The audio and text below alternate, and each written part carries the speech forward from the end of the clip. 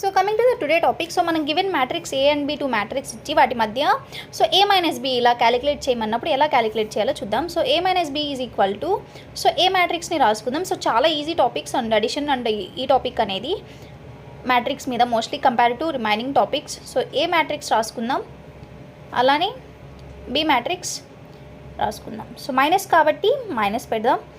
Next so చాలా easy addition లాగే, but ఇక్కడ మైనస్తో చేస్తాం.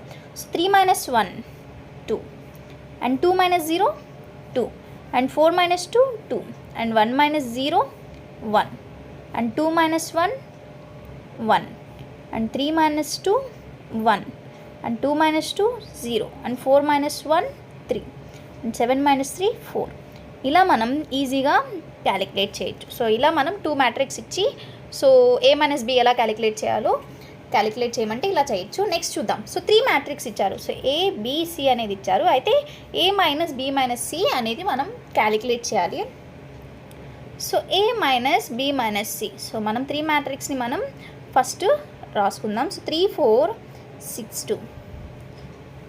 సో 2/2 మ్యాట్రిక్స్ ఇచ్చిన, 3/3 మ్యాట్రిక్స్ ఇచ్చిన, 4/4 మ్యాట్రిక్స్ ఇచ్చిన మనం ఈ ఆపరేషన్స్ అనేవి చాలా ఈజీగా క్యాలిక్యులేట్ చేయొచ్చు. చూడండి, 3 minus 6 minus 1.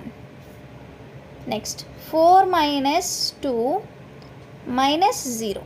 Next 6 3 0. 6 minus 3 minus 0.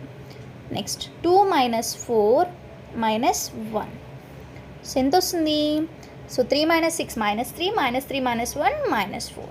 4 minus 2 2 2 minus 0 2 and 6 minus 3 3 3 minus 0 3 and 2 minus 4 minus 2 minus 2 minus 1 minus 3. So ఇలా